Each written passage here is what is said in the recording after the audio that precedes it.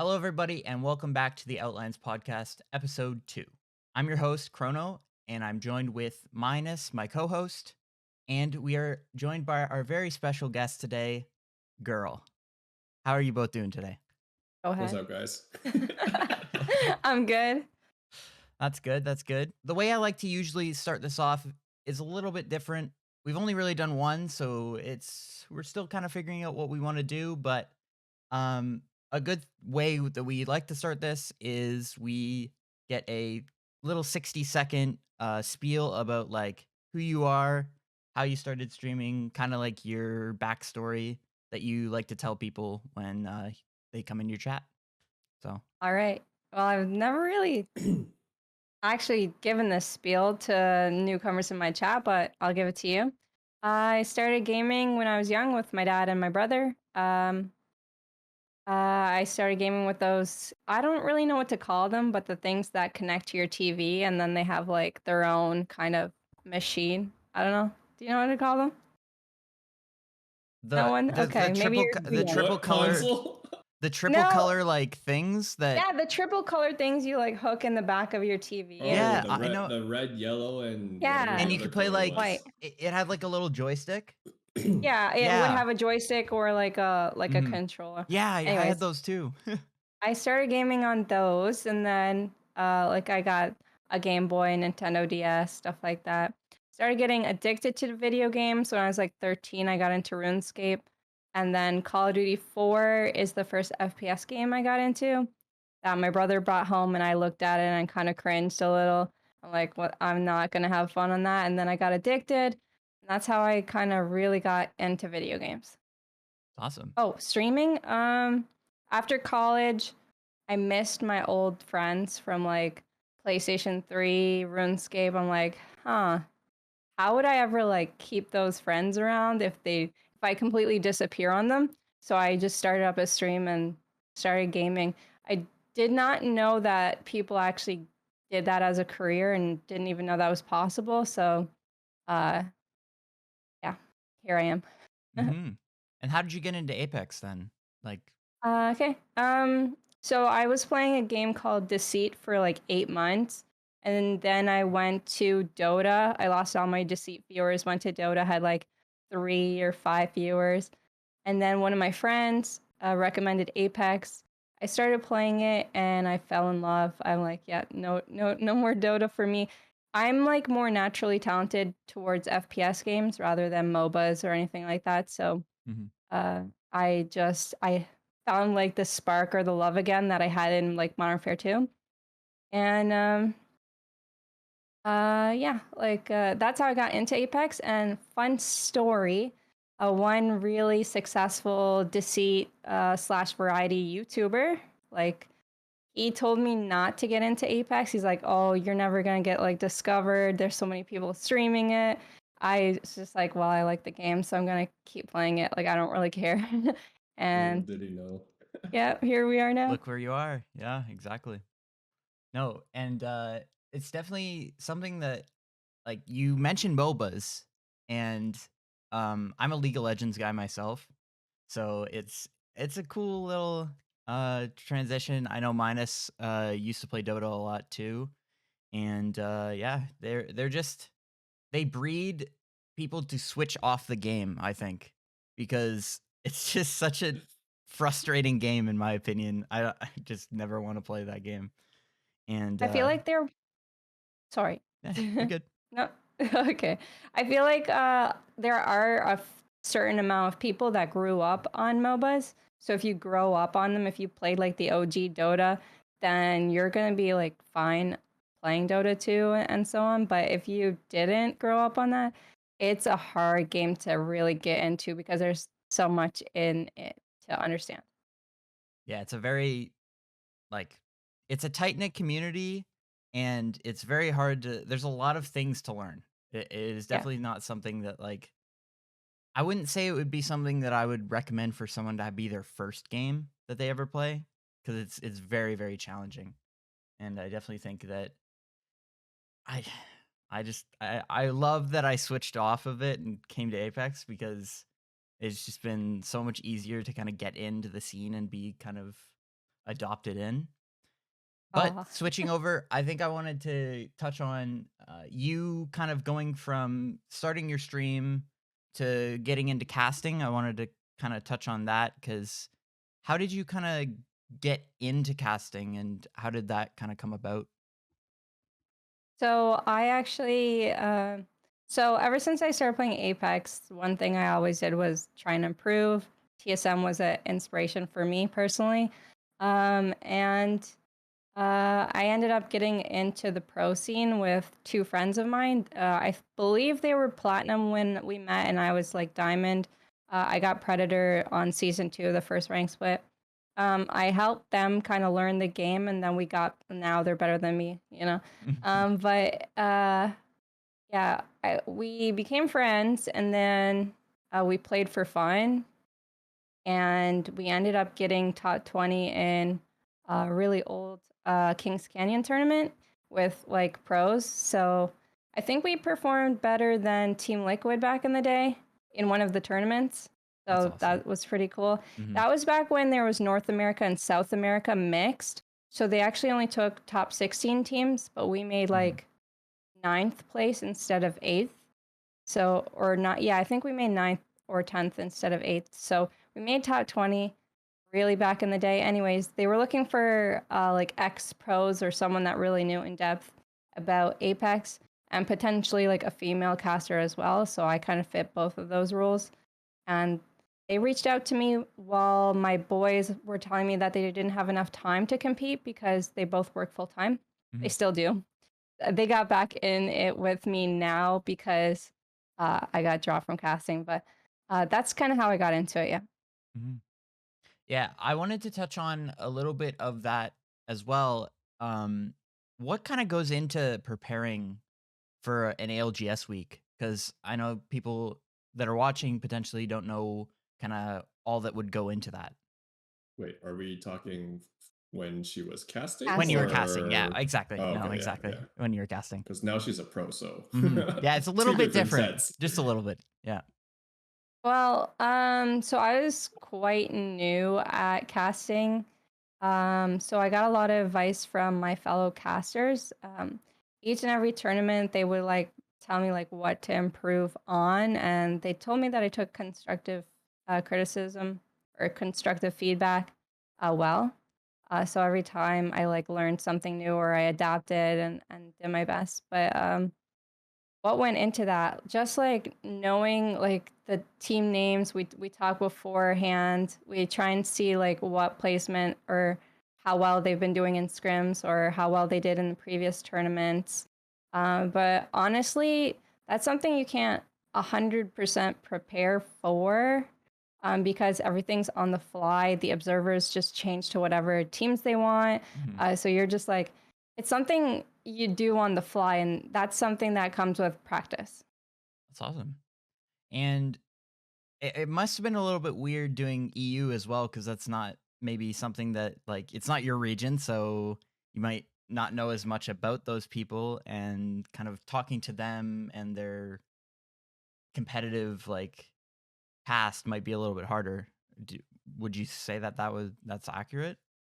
No, I actually, at the time, I think I had more friends or played more with EU players, Mhm. especially since I'm an early bird and I'm on the East Coast. So when I wake up, everyone in NA is most likely still sleeping or already like have their own like cliques. So I actually played a lot with EU players, a lot of EU teams, um, and watched them a lot. So like it was actually interesting to cast for that region and to see their different play style. Yeah. That's cool. Yeah, I feel like they do play the game a little bit differently to us. There's definitely a lot more uh campiness to their play style and they play zone a little bit more. So it's definitely something that's cool to see, kind of like a stark difference between both.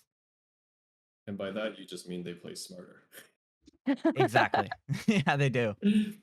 Um It's I personally think that that region is I don't want to say that they have better players, but I want to say that they have more better players if that makes sense. Like for they sure. have a lot of teams there. Like if say we took top 60 teams EU and top 60 teams NA, I think EU would win. That's what I would. Mhm. That's what I would presume. That's where my money's going. I definitely agree on that, and I know a lot of the pros do as well, For because sure. they're like, the general idea is that, hey, if you had to combine EU and NA together, and you had like a top 50 list, like the top 10 would come from or like the top like 8 or so would come from NA, and then ninth to like 40th would come from EU, and then the remaining bottom would come from NA, kind of thing. And I think it's just NA is more top heavy, while EU is better all arounder type teams. So yeah, there's definitely a lot of people that agree on that aspect too. Mhm. Yeah. For And you sure. can kind of see that in the tournaments. Like it's more sporadic on who would actually like play or perform well that day, whereas in NA it's kind of like most people, but there were some underdogs in Yeah. iCasted that performed well that not many people expected to. So that was great to see as well. Yeah, for sure. How are you feeling going into your first pro league season? All right, I'm gonna be honest with you.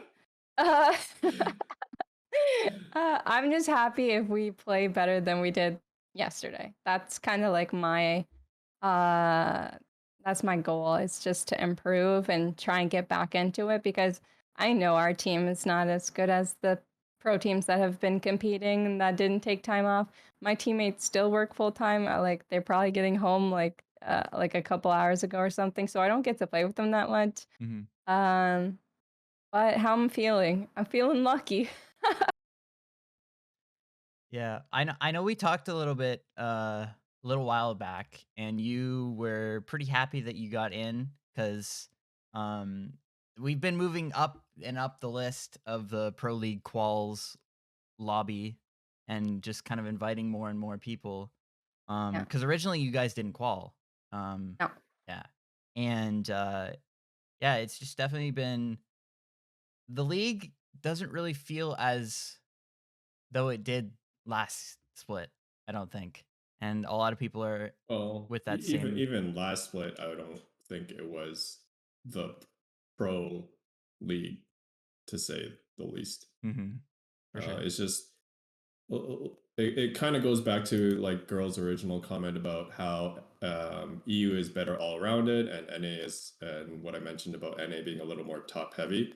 Like there aren't 40 pro teams in NA.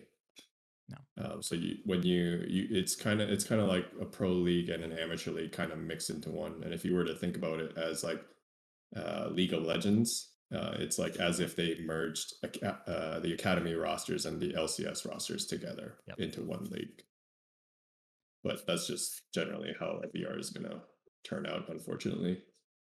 So if you look at this format, and this is coming to Girl, if you look at this format, what do you think needs to change about it to make it like that much more of a pro league? To be honest, I don't mind the way the Pro League is done, because in the end, either teams will adapt quick and work better and do better, like the bottom performing, the amateur teams. Mhm. So either they improve and get up there, or the top 10 or top 15 teams will still remain, and that's completely fine, right? So honestly, I like the inclusivity of there being more teams. Should there be 40? I don't know. Like, I'm not the person to say that. But like maybe like there being 20, but there being quals to get in. Like, I like the idea of the quals. As long as anyone can qualify and anyone can try and qualify, that's cool for me. As long as there's a minimum requirement. I don't think gold is that minimum requirement that No, we I don't need. think so either. Oh boy, yeah. Yeah, it's a little bit. I know a few of the a few of the challenger circuit teams that are playing this weekend are not looking forward to it, only because of like what you said about the whole like gold is a minimum requirement. So there's going to be 3 rounds on the Saturday, which means they will most likely end up playing for like 10 11 hours straight, kind of thing. which That's not great is at all. which is brutal. That is brutal. No, for sure. And they've kind of condensed because of what's been happening lately. They've had to condense the Pro League into 1 month, and that I feel like is going to be pretty crazy because there's going to be weeks where people have the entire week has as events other than like scrims potentially that potentially might not happen. So, are you looking forward to playing 3 days a week or 4 or 5 days a week? For me, it's not too much of a big deal for me personally because I am a content creator, uh, so I'm always playing Apex. But for my teammate, like he was going to miss one weekend of games. Now he's going to miss like two series just because they just decided to do 4 days in a row. So he already planned a vacation on that week like months ago, and now we have to replace him for 2 of the 6 weeks. So that's not great for us. For people with school or jobs, that's not also great for them. Mm-mm. But personally, I like the grind. I feel like if I play a tournament 7 days in a row or whatever, then that's all I'm doing, and then that's how I'll get better or excel or perform or perfect it or something. Mhm. Instead of like once here and then once like. But that's just me personally, I guess. Yeah, the sporadic nature of tournaments, how they usually are, kind of doesn't allow for teams to kind of get as consistent as they can be. And I definitely think that the next couple weeks will kind of get teams ready for potentially the grueling nature of LAN, potentially like if that ends up happening for Split 2, and can also get them ready uh, for champs if they make it. You're someone that talks a lot about mental health and um, also kind of females in gaming. I realized that you the other day were talking on stream about this, and I just wanted to kind of open the floor to you and let you say what you want to say about kind of the haters when it comes to women in gaming. Okay. Well, happy Women's International Month. Is that what it's called? I think so. Okay. Happy Women's International Month. So what do I want to say? The haters, keep hating because I'm still here. No, I'm just kidding. Uh, I really don't know. If you're really out there spending your time hating on other people, just take some time, reflect on your life. I know it's probably not going great right now, but spending it, hating on complete strangers at the end of the day is not doing anything good for you. So try and self-reflect. Try and have a good life. And to all the women out there that are afraid to use your mic or afraid to reach out to other guys in games, like if you live your life in fear, then you're gonna have a lot of regrets at the end of the road. So um, I know there's gonna be people you don't want to be friends with, or you don't want to talk to, or you don't want to listen to, but report, block, leave game, and like try and get through it. Your feelings are valid, and if you get sad, that's okay. But you gotta get up for the next day. You know what I mean? Yeah. And that's a great thing, and it's definitely seeing more women getting into gaming and the Apex scene as a whole kind of getting grouping around the women and empowering them with the BFCs as well as a lot of other women's tournaments. I really well, Tempo and I are people that work on the BFC Lady Series a lot, and it's something that we're very passionate about, and I know Juka is very passionate about as well. And getting more women into the Pro League is our end goal, and you being here to inspire people and just kind of get them your eyes on their eyes are on you, and just being that positive person and just kind of spearhead in the competitive scene is really awesome, and really commend you for that. Ah, thank you. If I may say one thing, to everyone out there are many scrims or opportunities or free tournaments around. If you look hard enough, you'll be able to find them. If you're looking to play in ALGS, there's qualifiers. Go on Battlefy, sign up. And to the woman out there or anyone out there that wants to compete but are scared because they're going to do bad or not perform as well as they'd hoped, well, the only way to get better is to go through that pain. I've lost many games in my entire life, and there's no way of improving if you're too scared to try. So go out there, go lose. Go lose 100 times over and over again, because the only way you'll get better is to lose, really. Who are some of You the women gamers that inspire you? Okay, so Estasu, one of the first competitive Apex pro players, definitely inspired me in the beginning, like in Kings Canyon, Poland. And streamers, when I started Twitch streaming, it would have been Pokimane. Uh, I wanted to be like the version of her on League of Legends, but on Dota too. Like that's what, because like she's smart and she's cute and she's funny and she's everything. So I'm just like, I want to be her, but on a different game. Mm-hmm. Very Yeah. smart businesswoman too. Yeah. Yeah. Yeah. But I feel like I like the way that she talks about topics. Mm-hmm. I feel like she's very smart in that way. I mean, I guess we can ask the minus question. What got you into keeping all these records of all the teams and doing tournament liaisoning No, I just like numbers and data. and math? And it was something no one in Apex was doing like 2 years ago or now ish when I started.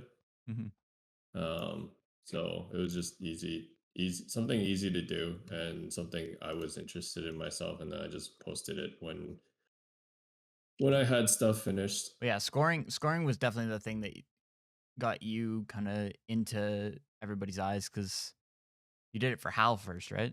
That was the first person that you did it for. Yeah, Hal and Madness. That's how I met him too. Met Minus through Madness, and here we are, I think, like a year and a half later. and then I think I met up with Guhrl.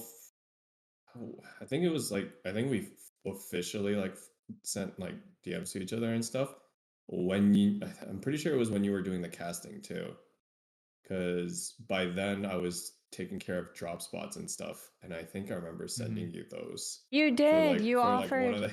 For like one of the ALGS matches, and I was like, "Here you go. This should help with some of that stuff." It did. Just got info Actually, from some everyone of the scrims, appreciated so it. yeah, and then I think that's when I first met you, so that was fun. I first met you or first talked to you the Arenas tournament. Arenas Way back, tournament. the UMG tournament, I think. Yeah. We were talking about how we didn't or I was saying how I didn't think that Arenas tournaments are that good for Apex, and I remember then that. UMG was saying that they are stuck in their ways and they don't want to run anything other than normal tournaments. Actually, or I guess Arenas speaking of tournaments. arenas, what do you think about Guhrl? What do you think about Control? I love Control. Control is my favorite. I used to wake up and I'm just like, hey, I want to play some Control today because A, you don't have to find a rank squad. B, it's very fast paced, like Call of Duty was for me, like very, very fast paced. You don't have to loot, you don't have to find people. Well, you know where they are pretty much. And it's just a great way to get clips, content, and just practice your shooting. So I like Control in that manner. I don't see like them just taking what they had for Control and making that competitive. I don't know if it's do you mean like making a rank system out of it, or like putting it into like a competitive scene? Like competitive having scene, the not the pros way side that it guy. was. Not the way with like all those. I don't know with how maybe easy it is for one side to take over the other. But like I see it if they tweaked it or something like that. I don't know, like one team is gonna get like 5 Krabers and start spawn camping or something like that. I don't That really know. infamous Kraber.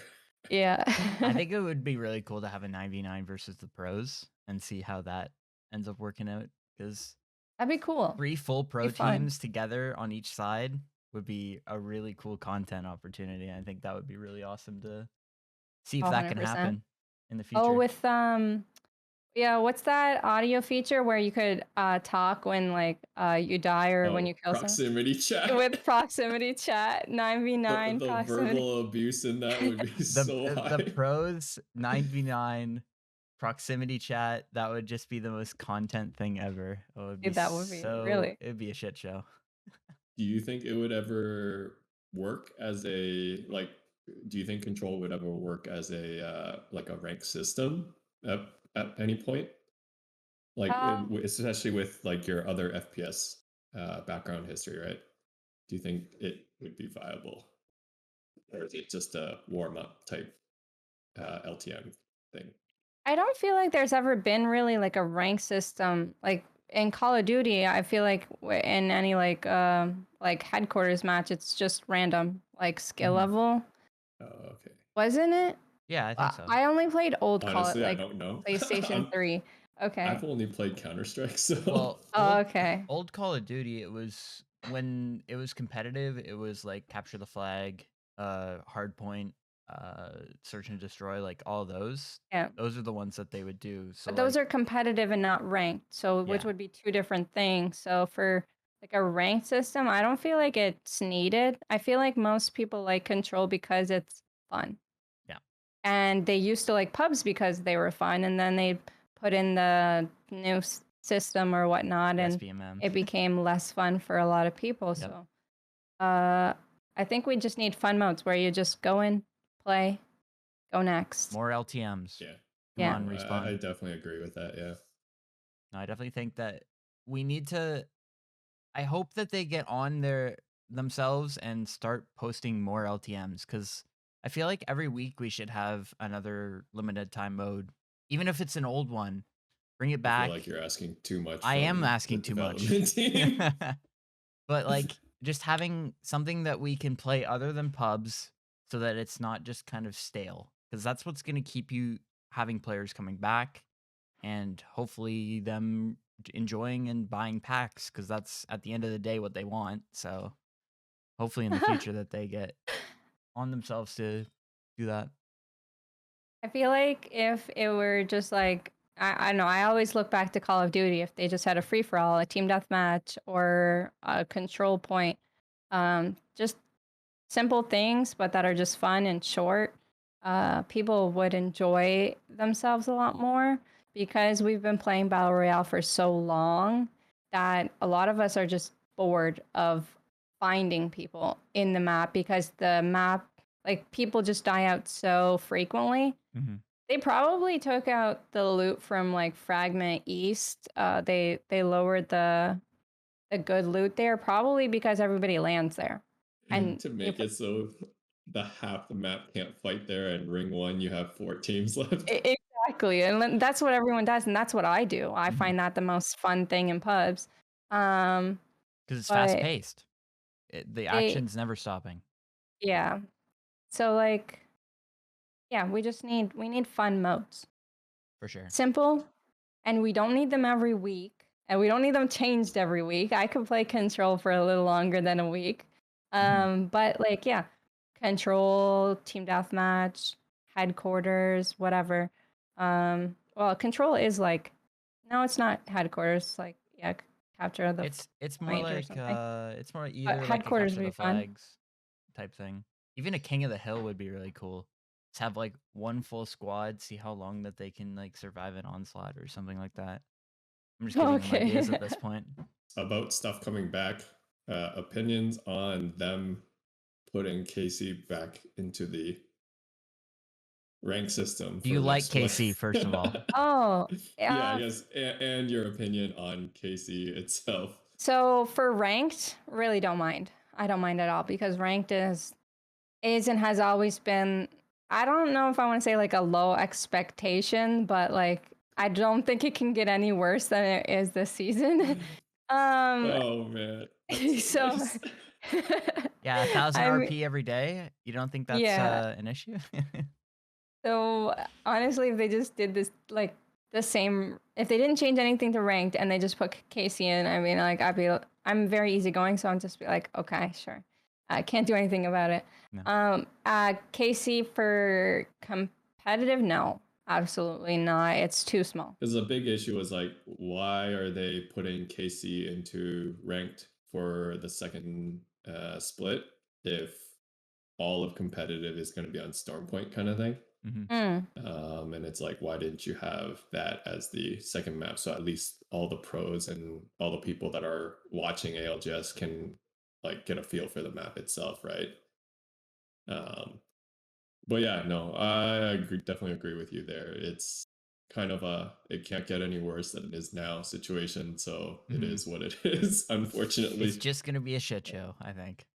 I I've, don't know. I've actually, I actually Oh. recently just found out that there are groups of people where they're playing ranked with part of the reason why RP just keeps getting higher and higher for the pred cap is like I've heard there's like a Discord full of groups of people where they have spare accounts in Diamond and they'll queue up as 3, disconnect their Diamond account from the game so they can't lose RP, and then they'll use the other 2 accounts to actually try and play out the ranked game and gain RP.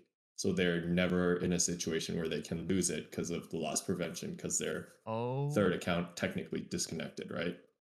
Oh I wow. don't know how No, true you that is, can't. but that is. You can't do that. If you're queued together, Well, no, there's no if anybody Then you leaves, disconnect your then third yeah. player, yeah. Anybody So it's leaves, like you get loss prevention. it's as if like the 3 of us were queue up for a pred lobby together. I unplug my internet, and then you 2 can play the ranked game. And even if you die early or die negative RP, you don't lose anything. I don't think they have that in the game. I think if you're queued as a party, you don't get loss prevention, right? Isn't that a thing? know. Like that only happens with a random on your team. I don't know if chat Is can that true? verify. I actually don't know. Yeah. If you're partied, no one gets loss prevention if your teammate DCs if you're partied. Yeah, I'm pretty sure that's true. Unless there's some like I know like there's a Loophole? bunch of They find some hackers. Yeah, loopholes. exactly. Maybe, Unless there's a yeah. loophole. But from what I know, that they put that in place. If you're on the same team and your teammate DCs, then it's your own fault. But if it's a random, then you get loss prevention. Oh. That's how it normally works without any loopholes. Yeah. I'm sure that they'll find a loophole though. I guess They've do done it you before. have any ideas as to why the pred cap keeps going higher and higher like crazy? 100%. They made it easier than last season anyways, right? Like you needed 7 KP, now you're back to 5 KP. And the more people getting into masters, like you know how there's like triple the amount normally that they have for masters. The more people that are in masters lobby, the easier the lobby is going to get. So all the X Diamond players are now masters. So regular predators or regular Apex predators are going to easy farm, get easy. And if you make top 4, it's easy RP too. Before it was a lot harder. Before the lobbies were a lot harder. The people in those lobbies were a lot harder. And it was just harder to gain. But now if you just make like a top placement with a few KP, you're always gaining. Yeah, that makes sense. I think this is the easiest season by far. And there's also less cheaters. Yeah, because we're already like, I think last season the pred cap was somewhere around like 16? maybe 20. I thought it was 6. Oh, towards the end. I want to say, yeah, like at the end of the season, it was like 21 or maybe 20 usually or something around 20 like that. to 21. But like already it's at 18/19K, and we've still got almost a full month left, right? So that's definitely gonna get blown up. Yeah. And it's gonna be even worse on KC if they don't change it too, because KC is something where you're just gonna ape everybody, and the games are gonna be like 5 minutes long. Yeah, I think it has something to do with no demotion. All the hard stuck 10Ks are feeding everyone else, right? They don't care. They just want to have fun. I didn't play that much ranked this split, but I know there have been like hard stuck 10Ks just landing all in the same spot, like either gardens or something, and then Let's just they go keep punching next. people out and going next. Yeah, exactly. So hopefully they fix those ranked issues for the future, just like the system, maybe make it a little bit harder. Obviously, the developers don't want to make it too hard because if it's too hard, no one will enjoy playing it. If you're if you're not gaining anything and you're constantly frustrated, that's going to hurt the majority of people actually playing ranked. And only satisfy a few. So you have to find like the sweet spot. You don't want it too easy. You don't want it too hard, but you want it directed towards skill. You want the skillful people to gain and the people lacking the same amount of skill to learn and grow as they play. Yeah, For because sure. right now it's more of a like how much time are you putting into ranked as opposed to how much skill do you have in this game as Yeah. far as the RP system goes anyway. Yeah, 100%. Definitely. They've been touching on, right, I've heard that they've been having meetings about ranked, and hopefully that changes some stuff. Uh at least that they're open to potentially looking at changing things. Okay. Gives me a little bit of hope. I know that last week they had a ranked meeting with some of the top preds with a few of the ranked developers. So Okay. we'll see. Hey, Hopefully, maybe Okay. next split. maybe Next next split, eh? split. Well, I know that they have been saying about demotion they don't want to do that because they think that if you're losing a game and then you get demoted, you'll just quit and don't want to play the game. But like in every other game that has demotion, I feel like it's the opposite of that is like you get knocked down, you want to get back up to where you were. I So agree. games like MOBAs, like League, and even Yeah, like League has Overwatch. demotion It, protection. exactly. It like tells you when you're, or I don't know if it tells you Yeah. when you're gonna get I demoted, mean, but like, it gives you like once you hit like 0 points, and then it gives you like 2 or 3 losses before it mhm, starts warning you, and then it gives you like another 2 or 3, and then it demotes you. why can't they do that for Okay. Apex? Come on. If they had a meeting, then the pros surely expressed the demotion because I feel like everyone's on board with that in particular and having no one at a hard stuck rate. And it makes the games inorganic because some people are trying and some people are not. Whereas when you think about ranked, you think of people trying. So you don't want Yeah. to think of people just going in for fun. That's what pubs are supposed to be for. Mhm. Or control. Bring it back, please. Yeah, I heard that they were bringing it back. Yeah, for the next collection event, they said. Okay, so Yeah, they just yeah, need time to they just need to turn it off so that they can actually Tweak it a work little bit. on making changes and then bringing it back exactly. afterwards. What do you think about the Kraber? You want it gone? I personally like the Kraber. I love snipers, but I don't think like it's competitively healthy at all. No. So you're competing. There's a lot of things. Okay, we haven't touched on this, but there's a lot of things that I don't feel like are competitively healthy, like characters, Kraber, stuff like that. So I like the idea of a sniper doing damage, but one headshot, you lose the whole game.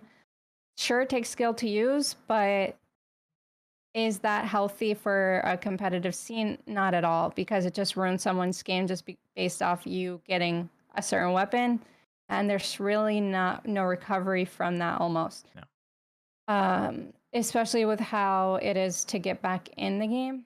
Secondly, I think we were talking about this in my chat the other day. I think that Zone 1 doesn't do enough damage. I personally think that people just love to stay in the zone, fight in the zone, banner camp in the zone. That's the thing that irritates me the most is people actually just sit there on people's banners with the heat shield for 5 minutes. Mhm. Don't care. So I don't think banner camping's necessarily healthy either for the game or camping in the storm. Not Mhm. for that long. So if they just swapped zone 1 and zone 2 damage, I'd be fine with that because you can still survive from it. You can still heal from it. Mhm. But it'll make people think twice about wanting to get out the resources. They can't just sit on a banner for 70 seconds for free. unless they want to use all their heat shields. Characters. Do you guys think the characters meta is healthy for competitive scene? Gibby is broken. I don't think that it's something that we always touch on, and it's something that just he needs a nerf. I don't know what the nerf is, whether it's health on the Gibby shield, uh, arm shield just not being a thing at all. But I think it's just it needs to go. It that along with the thing that you were just talking about, if we sped up the ring damage or changed it a little bit, I think edge meta would be sped up a little bit in competitive, and I think people wouldn't spend as much time, as you were saying, in the zone. And I definitely Yeah. think that that it would force the games to go a little bit faster, because I feel like right now in competitive, the kind of sentiment I'm getting is it seems a little bit too slow, especially on Stormpoint. I think Stormpoint, it's a beautiful map, it's a great map. People are starting to figure it out, but I think Stormpoint is a little bit too slow.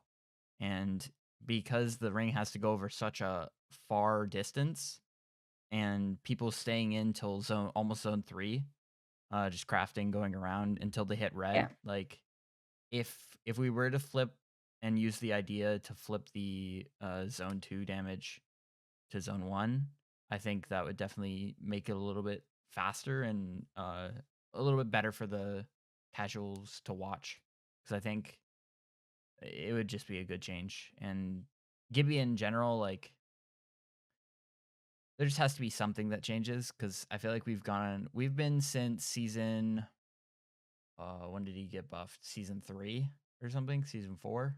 A while ago, yeah. So, and many different legends have seen changes since then, but Gibby's kind of just been staying the same. He hasn't gotten any, like, other than the bleed through of arm shield damage. I think Yeah. that's the only thing that we've kind of seen him get a change for. So he definitely needs something. I don't know what that is quite yet. Tempo, do you think all the legends are cool?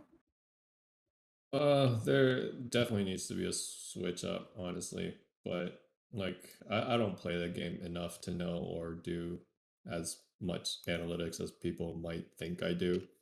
Um, Gibby Arm Shield, I think, is fine, especially since they added bleed over damage just in general. That's definitely helped. His bubble probably needs either, or actually both of, I would say, both shrinking the size and putting a health onto it. Kind of like how Watson has her health. Like now, caustic barrels can all be like all of those things can be shot down now. So the Yeah. bubble should also be able to be shot down, but only by like gunfire, right? Not by like, Abilities. oh, he Gibby Oh, bubbled, okay. so I'm gonna Gibby ult him, and that's gonna get rid of his bubble, right? Yeah. So as long as it can only be shot down by actual guns and not like abilities, I think it'll be fine. But yeah, no, Stormpoint makes it so you kind of need to have a Valk too, or else you're going to get screwed on high ground. There's definitely a bunch of changes that could be made, but obviously until things are done, like actually ran through, we won't know exactly. Yeah, we don't know. I always liked the old school meta where Path, Watson, Wraith, where if you made a mistake, you couldn't just, oh, let me throw down a bubble and recover. There was no oopsie punishment button for mistakes. Yeah. Whereas now there isn't that much of a like direct instant punishment for mistakes that you make, or the whole like everyone's got an ability that does some sort of damage now too. I don't know. It's just definitely turned into more of like ability legends as opposed to, hey, I can shoot my gun and I can think ahead for positioning and stuff. It's hectic too at the end with all the abilities, especially if you have crypto and Bangalore Rising. and Oh, everything. here's a couple bubbles, here's a couple smokes, here's a crypto EMP, here's a couple alts coming down on you. It takes away the Zax's skill endgame. factor almost, because it's like who gets naded and ultied first. That's basically, and like what side of the ring are you on really? Like and who Whose ult wants to int you? disappears? Yeah. So I agree. I think like if we brought back competitive to the more simpler times, it'd be more fun to watch, more fun to play. For sure. Both sides equally, happier. So my least personal favorite, le- I don't know what I'm trying to say, but is crypto. I think crypto is literally the worst for just sit in a building and go EMP people. Sit in a building and go get knowledge. Sit in a Tech. building and, you know, Oh, and you now you just have red ruin people's armor. games. Yeah, like it's Yep. just for me, like I don't blame anyone who plays these legends like Gibby, Crypto, whatever. But I think it would be fun overall for it not to be in the competitive scene for everyone. So that you're saying like banning and vetoes type of things for legends. That's something that I remember you saying earlier. Yeah, so like either picking three specific legends or setting up a lineup of legends specifically for competitive and having the other legends stay in ranked or pubs. But I don't think if we just let everyone use all legends, that it'll be a healthy meta ever, because of all the abilities like we were talking about. It just gets too hectic. Maybe if there were, I don't know, a map full of buildings, then that wouldn't really be Yeah. an issue with but then who's really going to play Gibby or Bangalore, right? Yeah, If the for map is all full of buildings. buildings. Yeah. Yeah. Um, but what do you guys think that would be fun? I actually just I thought of guess that. what about because I know like the whole champion ban pick phase, like I'm thinking back to like League of Legends, and that works because it's only two teams obviously, and they've Yeah. got hundreds of champions, right? But what if what do you think about something like, hey, in Apex you have a total of 60, or I guess you could go either 60 players or 20 teams, and everyone essentially chooses one legend to ban, and then they just ban like the top three picked That'd be legends. cool. Do you think something like that would be fair? I guess off the top of my head, I guess there would be a way to abuse it and like target teams, but I mean, you kind of gotta play around that, really, right? Because that's also what you're forced to do in League. Like you won't always get your best Yeah. champion, right? It'd be really awkward if the band legend is like Wraith or Valkyrie, right? Instead of that Crypto or the All the Gibby. movement characters get banned.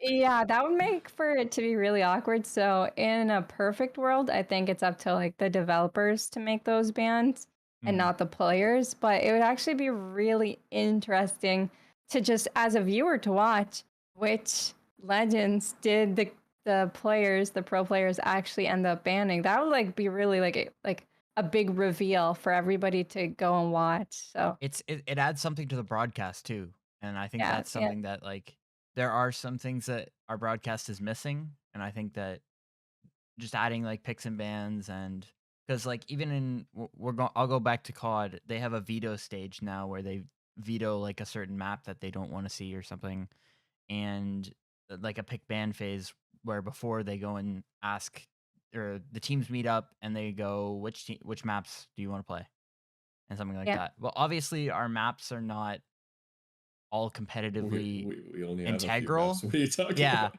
our maps are not competitively sound enough to do that kind of thing, but I definitely Yeah. think legend meta is something that we need to start touching on, and hopefully after this season of ALGS, things change. We I can only think with hope, I how guess. close people are though, it might not be good because like some of the teams are really good friends, so they'll just be like, "Oh yeah, we should get Wraith banned." And then maybe like 10 or 15 people know that Wraith's most likely going to get banned and then some people won't know. So that might be like I don't know about Illusion. that, but Yeah, we're just yeah, colluding right now. it's a fun thought, but I don't Yeah. think that would ever happen, in my Yeah, I opinion. agree. I don't think they'll ever introduce it to comp, unfortunately. So this happened on March 1st or March 2nd, I can't remember. It said registration locks on the 9th. So I saw that and my assumption was, okay, that means that they are 100%, or not 100%, but that means that they're almost likely going to start ALGS like this coming weekend, the 12th, right?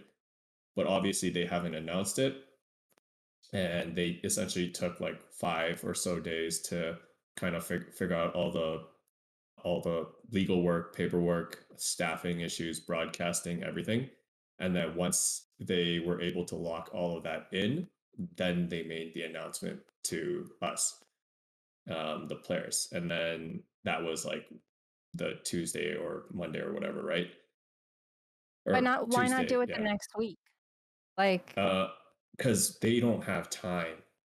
With the schedule that they have planned, if they push it back a week, or push it back another week, yeah. all of a sudden it runs into things like, there's other major tournaments that are being hosted in April and May, and there's also TwitchCon, right?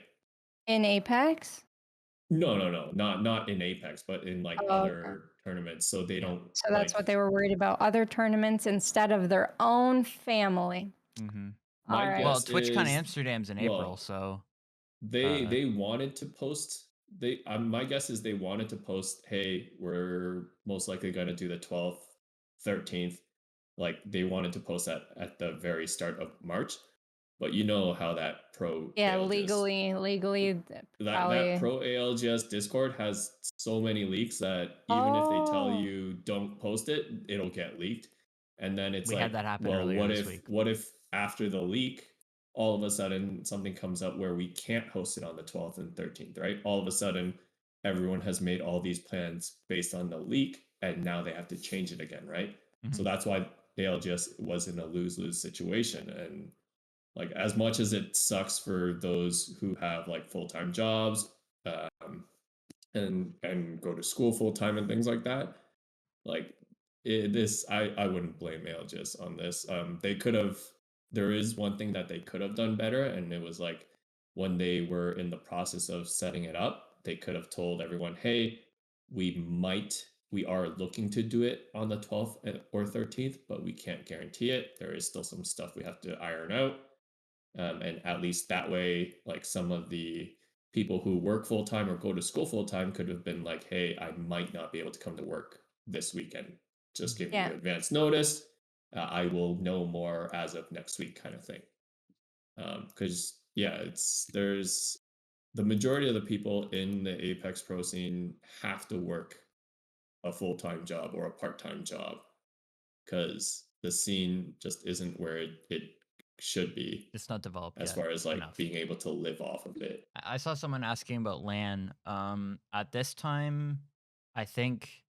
Well, what As I of think, right now, I- they're trying to do land for sure, yeah, and that's why they're condensing it all into March. Whether because that'll happen or not, Oh, okay. April is the visa, like sorting out a visa is what yeah, April is used for because it's a full month of nothing. And then Okay. playoffs is like at a LAN. So yeah, that's the kind of why we have to condense it. That's the reason. And where it will be, we have no idea yet. Somewhere probably in Europe, I would assume. But we can't say for 100% certainty yet. We don't know enough yet about that. Hopefully, and fingers crossed, they are nice to us and they say in like week 3 or something, 3 weeks in, then they'll let us know all the information. But I'm kind of thinking that they'll do that around like the 4th or 5th week, or maybe 5th or 6th. Yeah. Um, I'm not keeping my well, hopes up Or about that, later, guys. Or even. later, well, yeah. Or it I could mean, be in that April ALGS, month. which usually takes 5 weeks, is now all being done in 3 weeks. So I think they'll probably give at least the players land information on whether or not it'll happen, probably at the end of this month, when that last day of tournament is done. Mhm. and when they have more information as far as the EMEA region goes as well. Are you so confident on that? I Seems like mean, you know a little it's just something we don't. it's a logical guess, okay? Yeah. Kind of like my Ah, educated guess on the 12th and 13th, all right? It's just And very the it's just the educated. yep. options that they have available only gives them certain Yep. like windows that they can take, right? Like the visa process itself, is especially for like a vacation or a short-term short-term visa, those can take anywhere from 3 to 6 weeks. For most, I want to say most. Obviously, I don't know like about all countries, and especially with the situation going on all over the place right now, that might even be that 3 to 6 weeks is going to be even longer. But like with those windows, with those durations, AL just doesn't have like that much time to inform players on, especially the qualified teams. Like they have to tell them almost as soon as ALGS like the ends on the 28th, so that they can guarantee that they're able to make it to land, or they're going to have to push land back a couple of weeks, which Mhm. would also cause problems. And just from like as far as like scouting a location goes, like that stuff has got to take 3 to 6 months to kind of do. Yeah. So Yeah. the fact that they've probably already booked whatever place out, and they can't change that, like they can't change the dates and times that they've booked it out for, right? So that means they have to force it into that period, which is the reason that they're forcing all of these regular seasons into the end of March. Well, with the last land that they had planned, I don't feel like they canceled it till like the last minute. So I feel like they're Yeah. a very last minute, kind of people. So my educated guess was actually They're I last minute when it comes to telling us stuff. Yeah. okay, They not probably got a lot of it planned out. Mhm. okay. See, I think Tempo's right on the head on that one, I guess. That's Well, just me next time, give bragging. me a little heads up. Yeah, All I got right. you. All right, I'll tell you where LAN is right after this call. For sure. Japan.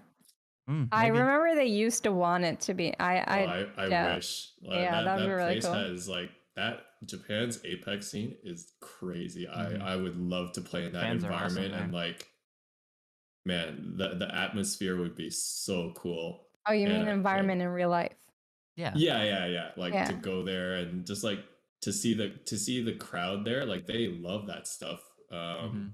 And like the Japan tournaments are like so well done. Like yeah, Mhm. it's I love it. Yeah, I can't wait till they host the LAN over there. I heard there were a lot of crypto players in that region, Oh so yeah, you would hate it. I would personally hate playing there. You would But, definitely hate that. Yeah.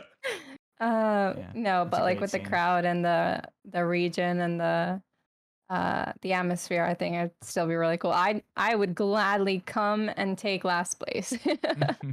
That's just the thing with LAN is like people just want to go just to experience what Yeah, it's like. I've been 100%. to Yeah. a few gaming events before, big ones, small ones, and it's literally just unprecedented. Nothing touches it because it's just hype.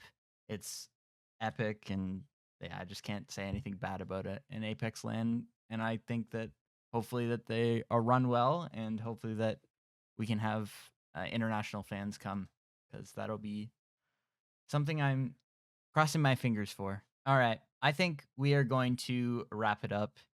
Uh, thank you for joining us, girl. It's Hey, been my a pleasure. pleasure.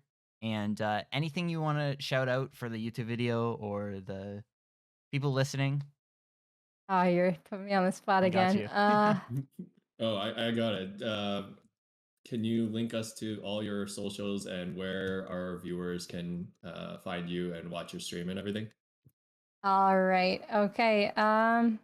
So everyone, I'm Guhrl on Twitch, Guhrl.